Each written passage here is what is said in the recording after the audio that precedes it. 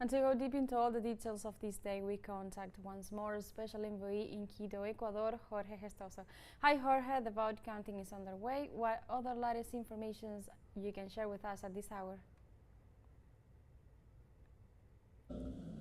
Well, 4 hours and a half after the closing of the polls, we're talking about over 9:30 p.m., about 43% of the votes have been counted by the National Electoral Council, and so far what the results are showing, it's about 45% of the votes for Novoa, almost 3% to Luisa Gonzalez.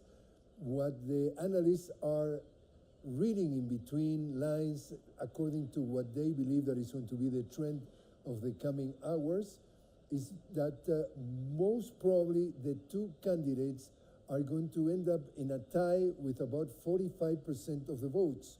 In that case, we have heard that the campaign of Luisa Gonzalez is waiting about the moment that 60% of the votes will be announced with the results. And again, they're expecting that it's going to be a tie of 45% to do a press conference to mention what they believe is going to be for them an interesting night, even sort of a initial victory of this situation. Again, what is very clear that given the trend that the numbers are showing, it is going to take place a runoff on the month of April, and regardless of all the denunciations that the 16 candidates that were participating tonight were mentioning that President Novoa was expecting to use the power of the government,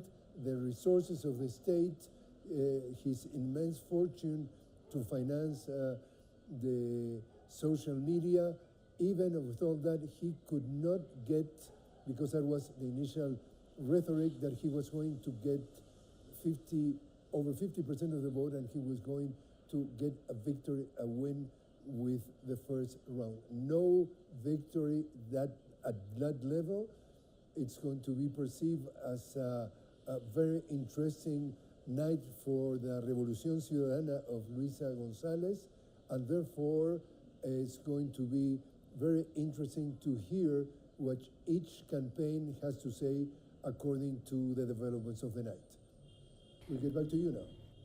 Thank you. Thank you, Gestoso, for being at the forefront and bringing all the latest information to teleSUR English audience. Now, let's stay in Ecuador, where all 16 presidential candidates exercise the right to vote in the general elections.